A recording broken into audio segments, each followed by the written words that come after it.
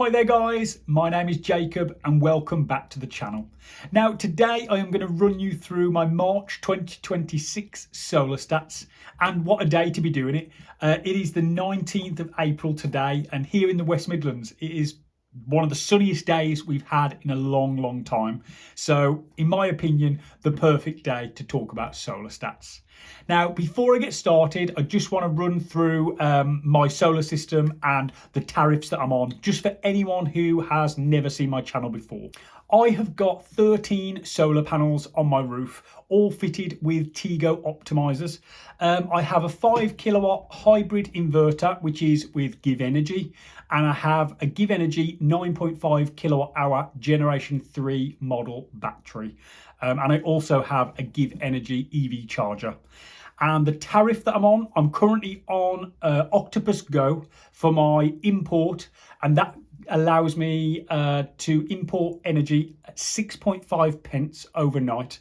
So that is when I generally charge the car, top up my battery, do things like dishwasher, things like that, those high energy things.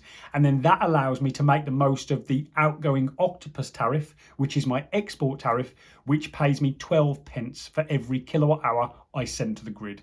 And recently I've also been using Axel Energy for export. Axel Energy is not a replacement of Octopus Energy. It is just something that you do as an addition to your normal energy provider. And basically Axel will pay you £1 per kilowatt hour you export to the grid in their specific events that they run. And they normally run around 4 events per month, normally lasting 1 hour at a time.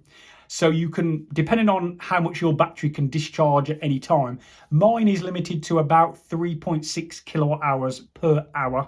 So in essence, I can make roughly £3.60 per session that they run. But of course, sometimes those sessions run when I'm generating solar as well.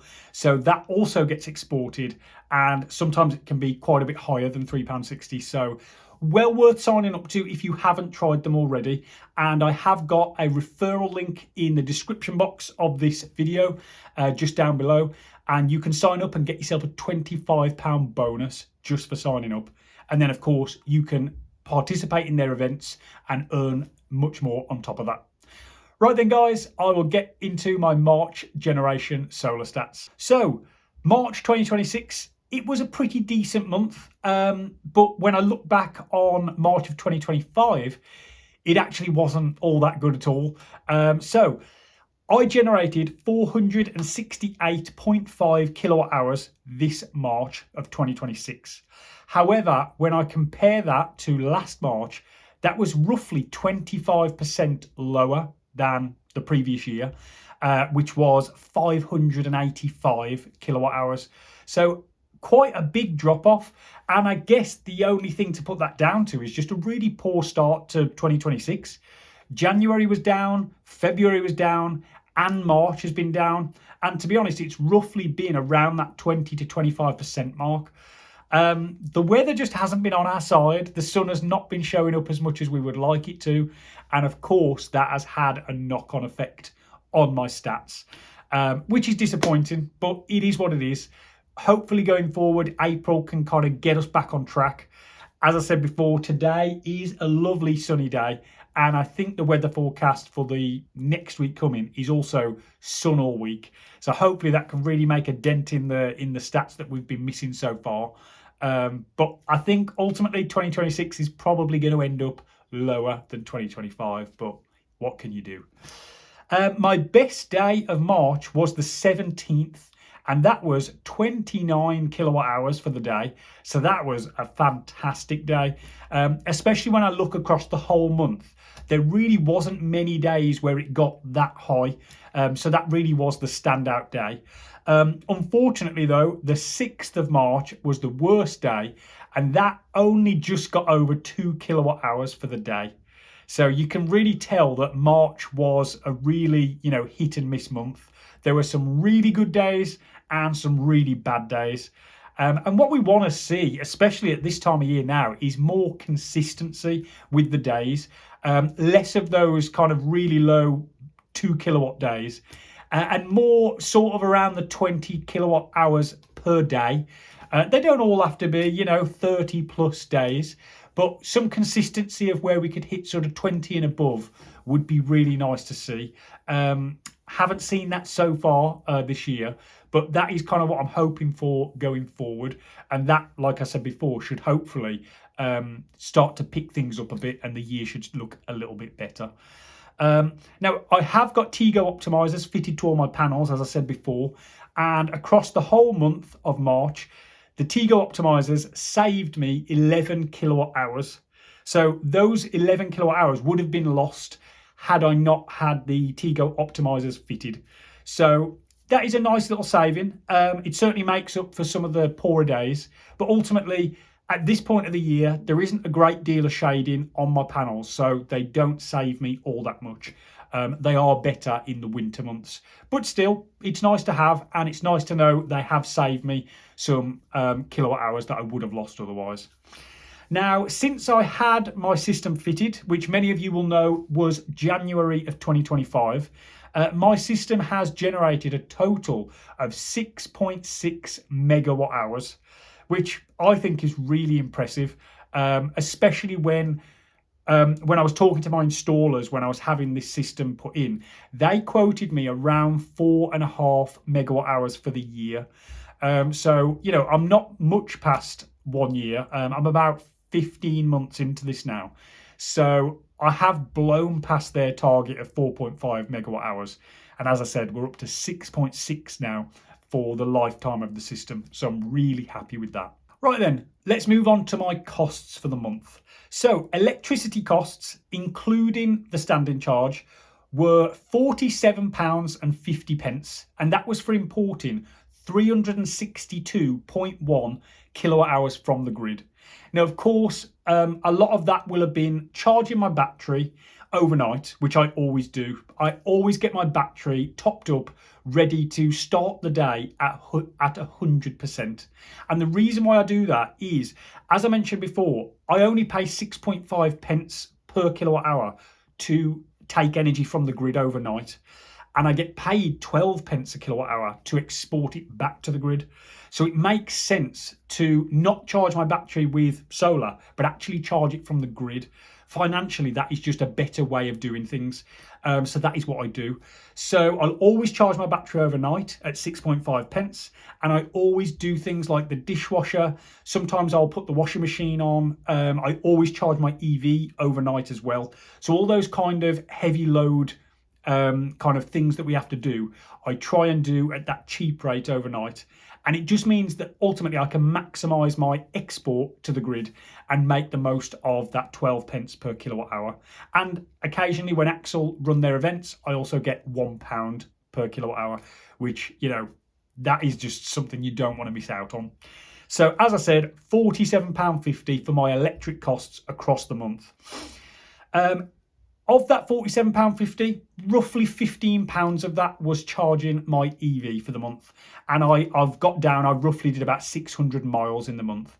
Now, honestly, £15 for the month to run both my journeys and my partner's journeys is incredible. The money we are saving by driving an EV compared to our old petrol and diesel cars is just incredible, really. I would encourage anybody to change over to an EV if you've got a petrol or diesel car. If you can afford it and you're in the market for a new car, get yourself an EV, because it almost pays for itself with the money that you are saving, especially at the moment. Now those diesel costs are, well, by me, they're about $1.93 per litre, which is so expensive. You're probably talking, I don't know, more than £80 or something to fill up your tank, probably approaching £100. When I charge my EV to full and I get nearly, I think it's about 280 miles from a full charge, and that costs me around £5. When you think about that, it is incredible value, running an EV. So definitely think about it if you haven't looked into an EV already. Now, my gas bill for the month, well, we didn't really use the central heating at all throughout March. We did use some electric heaters in the house on the colder days, but ultimately we didn't need the central heating. So including the standing charge our gas bill for the month was £17.26. So a nice low figure for March. Now, the best part of the month is, of course, export income. Now, as we all know, Octopus reduced their export rates from 15p down to 12p. So, of course, the normal kind of export figures that I am used to receiving now, it has dropped a little. So, you have to kind of factor that in. However, it was a good month, March, overall, and I managed to export 406.2 kilowatt hours to the grid throughout the whole month, and that equated to £48.75. So that is £1.25 more than my full electric bill for the month. So that is a fantastic achievement. As I said, £48.75 in export income. So that is, I'm really, really pleased with that.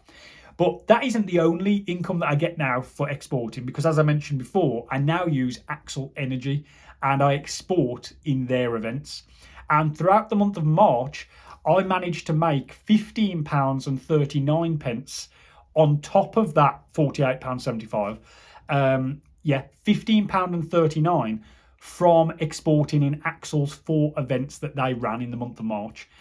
So when we add all those figures up, I end up with a March energy bill. Sadly, it's not a credit this month, it's a charge, but a charge to my account of 62p for the entire month. Now, I was really hoping that March would actually be my first month of 2026 where I got a credit, but ultimately March didn't live up to the figures that I got from 2025. If they had done, it would have been a credit to my account. But sadly, it was around 25% lower than last year. And that has ultimately made it a very small charge this month. So 62p was my total energy bill for the month of March. Now, moving forward, I absolutely think April will be my first month where I get a credit on my account. So instead of paying Optimus Energy, they will pay me, and I would expect that to last. I would expect to get a credit on my account now April, May, June, July, August, September, maybe even October. I'll need to look back at my stats from last year, but I think I even got a credit in October last year as well. So there is some really good months to come now, and coupling the export with the Axel earnings as well, things are looking really good now. So as I said, I'm looking forward to doing my video for April because I really do think it's going to be a credit on my account from now on. Now, if you are currently thinking of switching energy providers, as I said before, I'm with Optimus Energy. There is a referral link below in the description box where you can switch to Optimus Energy if you would like to, and you'll get a £50 credit added to your account when the switch takes place. And I'll also get £50 for referring you. So if you're in the market of switching your energy provider, consider using Optimus. And again, there is that Axel Energy referral link as well. If you use it and sign up with it, you'll get a £25 sign up bonus. And of course, you'll then start earning on top of that as well. And you can withdraw that £25 to your own bank account straight away. As soon as you signed up, they give you the £25 and you can withdraw it straight away. So even if you don't participate in their events, it's worth just signing up. So consider that as well if you haven't already. Guys, let me know what your generation figures are for the month of March, because I'm always really excited to read through and compare my system to other people's systems. Me being me, I'm a bit of a nerd like that, and I do enjoy reading through that. So let me know down in the comments how your system's been working through the month of March. Remember to hit the like button and the subscribe button if you haven't already. And guys, I will catch you in the next one.